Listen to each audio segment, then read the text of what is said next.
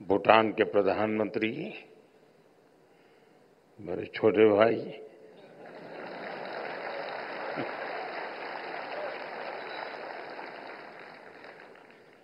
Fiji के deputy PM, Bharat के सहकारिता मंत्री अमित शाह,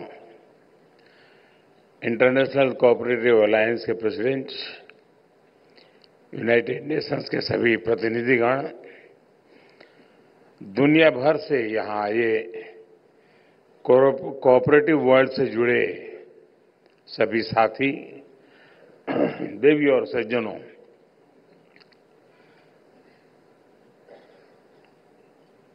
आज आप सबका जब मैं स्वागत कर रहा हूं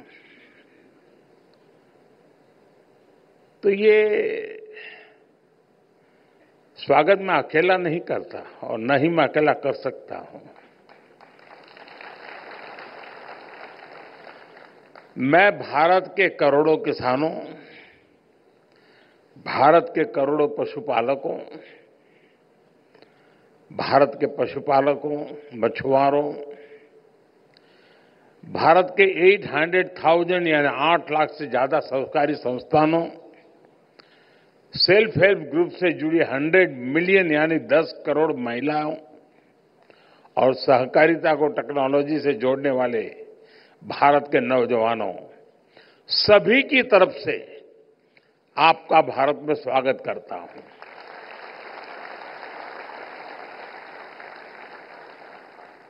global conference of the international cooperative alliance का आयोजन भारत में पहली बार हो रहा है। भारत में इस समय हम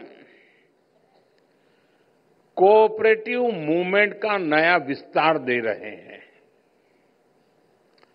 मुझे पूरा विश्वास है कि इस कॉन्फ्रेंस के माध्यम से भारत की फ्यूचर कोऑपरेटिव जर्नी के लिए जरूरी इंसाइट मिलेगी और साथ ही भारत के अनुभवों से ग्लोबल कोऑपरेटिव मूवमेंट को भी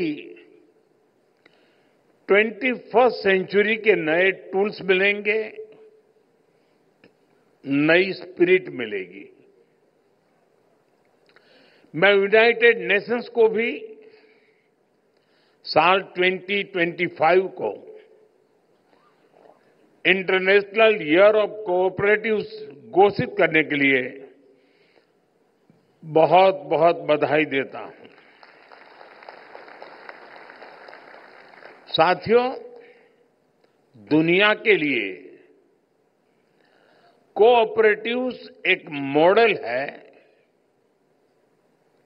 लेकिन भारत के लिए कोऑपरेटिव्स संस्कृति का आधार है, जीवन शैली है। हमारे वेदों ने कहा है, संगच्छध्वम संवदध्वम, यानी हम सब एक साथ चलें, एक जैसे बोल बोले।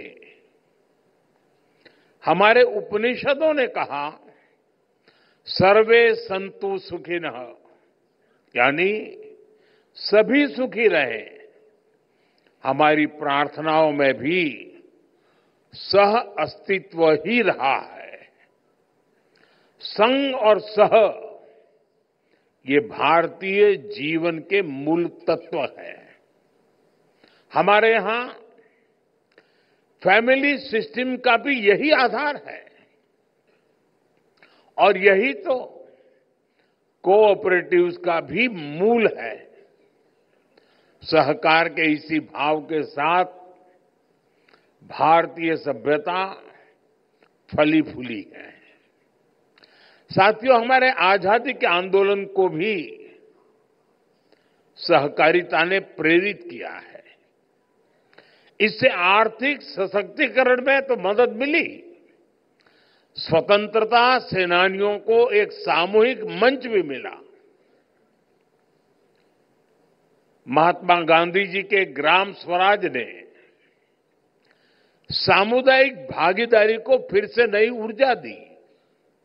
उन्होंने खादी और ग्रामोद्योग जैसे क्षेत्रों में सहकारिता के माध्यम से एक नया आंदोलन खड़ा किया और आज खादी और ग्रामोद्योग को हमारी कोऑपरेटिव्स ने बड़े बड़े ब्रांड से भी आगे पहुंचा दिया है। आजादी के इसी दौर में सरदार पटेल ने भी किसानों को एकजुट किया। मिल्क कोऑपरेटिव के माध्यम से आजादी के आंदोलन को नई दिशा दी। आजादी की क्रांति से पैदा हुआ अमूल आज टॉप ग्लोबल फूड ब्रांड में से एक है।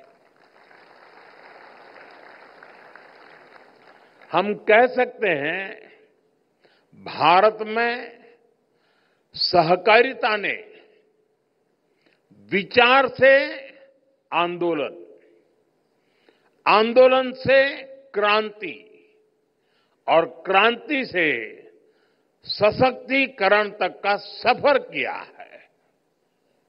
साथियों, आज भारत में हम सरकार और सहकार की शक्ति को एक साथ जोड़कर भारत को विकसित बनाने में जुटे हैं। हम सहकार से समृद्धि के मंत्र पर चल रहे हैं। भारत में आज 8 लाख यानी 800,000 सहकारी समितियां हैं। यानी दुनिया की हर चौथी सहकारी समिति आज भारत में है। और संख्या ही नहीं, इनका दायरा भी उतना ही विविध है, उतना ही व्यापक है। ग्रामीण भारत के करीब 98% हिस्से को कोऑपरेटिव्स कवर करती हैं। करीब 30 करोड़ 300 मिलियन लोग यानी दुनिया में हर 5 में से और भारत में हर 5 में से एक भारतीय सहकारिता सेक्टर से जुड़ा है।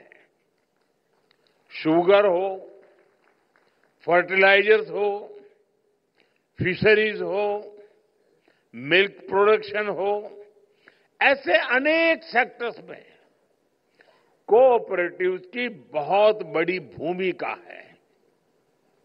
बीते दशकों में भारत में अर्बन कोऑपरेटिव बैंकिंग और हाउसिंग कोऑपरेटिव्स का भी बहुत विस्तार हुआ है। आज भारत में लगभग 200,000 यानी 2 लाख हाउसिंग कोऑपरेटिव सोसाइटीज है।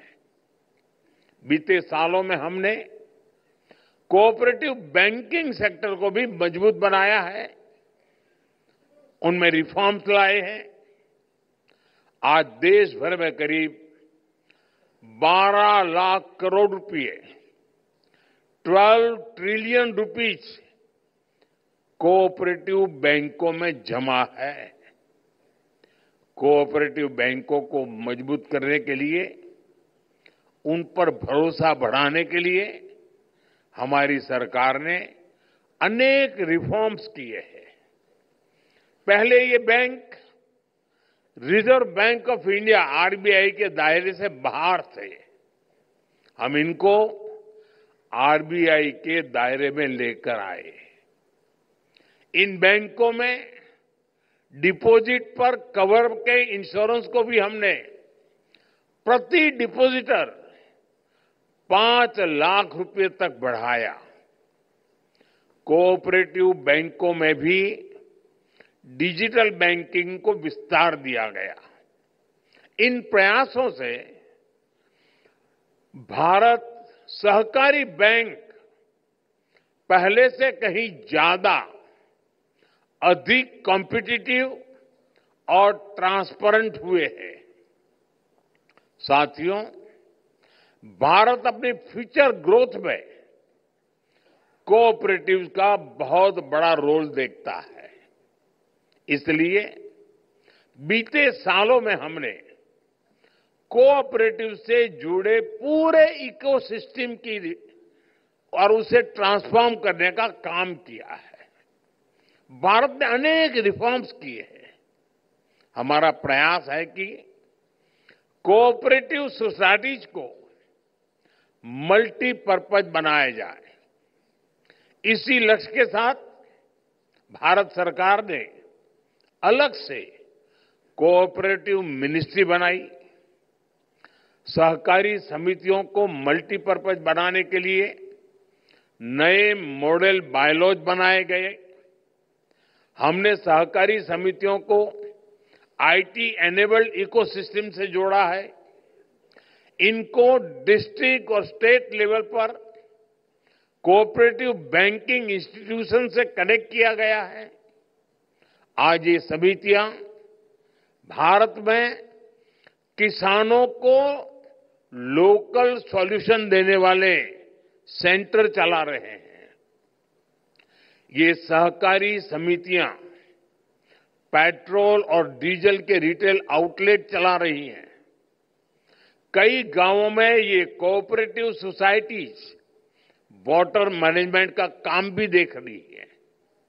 कई गांवों में कोऑपरेटिव सोसाइटीज सोलर पैनल लगाने का काम कर रही है।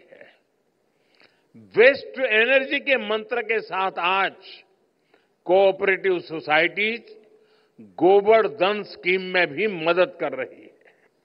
इतना ही नहीं, सहकारी समितियां अब कॉमन सर्विस सेंटर के तौर पर गांवों में डिजिटल सर्विसेज भी दे रही है। हमारी कोशिश यही है कि कोऑपरेटिव सोसाइटीज ज्यादा से ज्यादा मजबूत बने, इनके मेंबर्स की आय भी बढ़े। साथियों, अब हम 2 लाख ऐसे गांवों में मल्टीपर्पज सहकारी समितियों का गठन कर रहे हैं जहां अभी कोई समिति नहीं है। हम मैन्युफैक्चरिंग से लेकर सर्विस सेक्टर में कोऑपरेटिव का विस्तार कर रहे हैं। भारत आज कोऑपरेटिव सेक्टर में दुनिया की सबसे बड़ी ग्रेन स्टोरेज स्कीम पर काम कर रहा है। इस स्कीम को भी हमारे कोऑपरेटिव्स ही एग्जीक्यूट कर रहे हैं। इसके तहत पूरे भारत में ऐसे वेयरहाउस बनाए जा रहे हैं जिसमें किसान अपनी फसल रख सकेंगे। इसका फायदा भी सबसे ज्यादा छोटे किसानों को होगा। साथियों, हम अपने छोटे किसानों को एफपीओ यानी फार्मर प्रोड्यूसर ऑर्गेनाइजेशन के रूप में संगठित कर रहे हैं। छोटे किसानों के इन एफपीओज को सरकार जरूरी फाइनेंशियल सपोर्ट भी दे रही है। ऐसे करीब 9,000 एफपीओज काम करना शुरू कर चुके हैं। हमारा प्रयास है कि हमारे जो फार्म कोऑपरेटिव्स हैं उनके लिए फार्म से लेकर किचन तक, फार्म से लेकर मार्केट तक एक सशक्त सप्लाई और वैल्यू चेन बने। इसके लिए हम आधुनिक टेक्नोलॉजी का इस्तेमाल कर रहे हैं। हम open network for digital commerce ONDC जैसे पब्लिक ई कॉमर्स प्लेटफॉर्म से कोऑपरेटिव्स को अपने प्रोडक्ट बेचने का नया माध्यम दे रहे हैं। इसके माध्यम से हमारे कोऑपरेटिव्स सीधे कम से कम कीमत में कंज्यूमर को प्रोडक्ट डिलीवर करते हैं। सरकार ने जो जैम यानी गवर्नमेंट ई मार्केटप्लेस नाम का डिजिटल प्लेटफॉर्म बनाया है, उससे भी कोऑपरेटिव सोसाइटी को काफी मदद मिली है। साथियों, इस सदी में ग्लोबल ग्रोथ में एक बहुत बड़ा फैक्टर महिलाओं की भागीदारी का होने वाला है। जो देश, जो समाज जितनी अधिक भागीदारी महिलाओं को देगा, उतना ही तेजी से ग्रो करेगा। भारत में आज विमेन लेड डेवलपमेंट का दौर है। हम इस पर बहुत फोकस कर रहे हैं और कोऑपरेटिव सेक्टर में भी महिलाओं को बड़ी भूमिका है। आज भारत के कोऑपरेटिव सेक्टर में 60% से ज्यादा भागीदारी महिलाओं की है। महिलाओं के कितने ही कोऑपरेटिव्स आज इस सेक्टर की ताकत बने हुए हैं। साथियों, हमारा प्रयास है कि कोऑपरेटिव्स की मैनेजमेंट भी महिलाओं की भागीदारी उसमें बढ़े। इसके लिए हमने multi state cooperative society act में संशोधन किया है। अब मल्टी स्टेट कोऑपरेटिव सोसाइटी के बोर्ड में वीमेन डायरेक्टर्स का होना जरूरी कर दिया गया है। इतना ही नहीं, सोसाइटीज को और इंक्लूसिव बनाने के लिए वंचित वर्गों के लिए भी रिजर्वेशन की व्यवस्था की गई है। साथियों, आपने सेल्फ हेल्प ग्रुप्स के रूप में भारत के एक बहुत बड़े मूवमेंट के बारे में भी जरूर सुना होगा। विमेन पार्टिसिपेशन से विमेन एम्पावरमेंट का ये बहुत बड़ा आंदोलन है। आज भारत की 10 करोड़ यानी 100 मिलियन महिलाएं सेल्फ हेल्प ग्रुप्स की मेंबर्स हैं। बीते एक दशक में इन सेल्फ हेल्प ग्रुप्स को सरकार ने 9 लाख करोड़ रुपए, इन्हें 9 ट्रिलियन रुपीस का सस्ता लोन दिया है। इससे इन सेल्फ हेल्प ग्रुप्स ने गांवों में बड़ी वेल्थ जनरेट की है। आज दुनिया के कितने ही देशों के लिए ये महिला सशक्तिकरण का बड़ा मॉडल बन सकता है। साथियों, 21वीं सदी में अब समय है कि हम सभी मिलकर अब ग्लोबल कोऑपरेटिव मूवमेंट की दिशा तय करें। हमें एक ऐसे कोलैबोरेटिव फाइनेंशियल मॉडल के बारे में सोचना होगा जो कोऑपरेटिव्स की फाइनेंसिंग को आसान बनाए और ट्रांसपेरेंट बनाए। छोटे और आर्थिक रूप से कमजोर कोऑपरेटिव्स को आगे बढ़ाने के लिए फाइनेंशियल रिसोर्सेज की पूलिंग बहुत जरूरी है। ऐसे शेयर्ड फाइनेंशियल प्लेटफॉर्म्स बड़े प्रोजेक्ट्स की फंडिंग और कोऑपरेटिव्स को लोन देने का माध्यम बन सकते हैं। हमारे कोऑपरेटिव्स भी प्रोक्योरमेंट, प्रोडक्शन और डिस्ट्रीब्यूशन में भागीदारी करके सप्लाई चेन को बेहतर कर सकते हैं। साथियों, आज एक और विषय पर मंथन की आवश्यकता है। क्या ग्लोबली हम ऐसे बड़े फाइनेंशियल इंस्टीट्यूशंस बना सकते हैं जो पूरी दुनिया में कोऑपरेटिव्स को फाइनेंस कर सके। आईसीए अपनी जगह पर अपना रोल बखूबी निभा रहा है, लेकिन भविष्य में इससे भी आगे बढ़ना जरूरी है। दुनिया में इस वक्त के हालात कोऑपरेटिव मूवमेंट के लिए एक बड़ा अवसर हो सकते हैं। कोऑपरेटिव्स को हमें दुनिया में इंटीग्रिटी और म्यूचुअल रिस्पेक्ट का फ्लैग बैरियर भी बनाना होगा। इसके लिए हमें अपनी पॉलिसीज को इनोवेट करना होगा और स्ट्रेटेजाइज करना होगा। कोऑपरेटिव्स को क्लाइमेट रेजिलिएंट बनाने के लिए उन्हें सर्कुलर इकोनॉमी से जोड़ा जाना चाहिए। कोऑपरेटिव्स में स्टार्टअप्स को हम कैसे बढ़ावा दे सकते हैं, इस पर भी चर्चा जरूरी है, चर्चा की आवश्यकता लगती है। साथियों, भारत का ये मानना है कि कोऑपरेटिव से ग्लोबल कोऑपरेशन को नई ऊर्जा मिल सकती है। विशेष रूप से ग्लोबल साउथ के देशों को जिस प्रकार की ग्रोथ की जरूरत है, उसमें कोऑपरेटिव्स मदद कर सकती है। इसलिए आज कोऑपरेटिव्स के इंटरनेशनल कोलैबोरेशन के लिए हमें नए रास्ते बनाने होंगे, इनोवेशंस करने होंगे, और इसमें इस कॉन्फ्रेंस की बहुत बड़ी भूमिका मैं देख रहा हूं। साथियों, भारत आज सबसे तेजी से विकसित होने वाली इकोनॉमी है।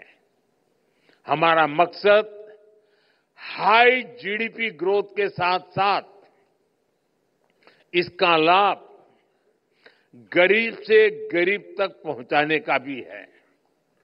दुनिया के लिए भी ये जरूरी है कि ग्रोथ को ह्यूमन सेंट्रिक नजरिए से देखें। भारत का ये लक्ष्य रहा है कि देश में हो या फिर ग्लोबली, हमारे हर काम में ह्यूमन सेंट्रिक भाव ही प्रबल हो। ये हमने तब भी देखा जब पूरी मानवता पर कोविड का इतना बड़ा संकट आया। तब हम दुनिया की उस आबादी के साथ खड़े रहे, उन देशों के साथ खड़े रहे जिनके पास रिसोर्स नहीं थे। इनमें से अनेक देश ग्लोबल साउथ के थे, जिनके साथ भारत ने दवाएं और वैक्सीन शेयर की। तब इकोनॉमिक साइंस कहती थी कि उस स्थिति का फायदा उठाया जाए, लेकिन मानवता का भाव कहता था, जी नहीं, वो रास्ता सही नहीं है, सेवा का ही मार्ग होना चाहिए। और हमने मुनाफा का नहीं, मानवता का रास्ता चुना। साथियों, कोऑपरेटिव्स का महत्व सिर्फ स्ट्रक्चर से, नियमों कानूनों भर से ही नहीं है। इनसे संस्थाएं बन सकती हैं, कानून, नियम, स्ट्रक्चर, संस्थाएं बन सकती है। उनका विकास और विस्तार भी शायद हो सकता है, लेकिन कोऑपरेटिव की स्पिरिट ये सबसे महत्वपूर्ण है। यही कोऑपरेटिव स्पिरिट ही इस मूवमेंट की प्राण शक्ति है। ये सहकार की संस्कृति से आती है। महात्मा गांधी कहते थे कि कोऑपरेटिव्स की सफलता उनकी संख्या से नहीं, उनके सदस्यों के नैतिक विकास से होती है। जब नैतिकता होगी तो मानवता के हित में ही सही फैसले होंगे। मुझे विश्वास है कि इंटरनेशनल ईयर ऑफ कोऑपरेटिव में इसी भाव को सशक्त करने के लिए हम निरंतर काम करेंगे। एक बार फिर मैं आप सभी का अभिनंदन और बहुत बहुत शुभकामनाएं देता हूं। ये 5 दिन का समिट अनेक विषयों पर चर्चा करके इस मंथन से वो अमृत निकलेगा जो समाज के हर वर्ग को, दुनिया के हर देश को कोऑपरेटिव के स्पिरिट के साथ आगे बढ़ाने में सशक्त करेगा, समृद्धि देगा। इसी एक भावना के साथ मेरी आप सबको बहुत बहुत शुभकामनाएं हैं। धन्यवाद।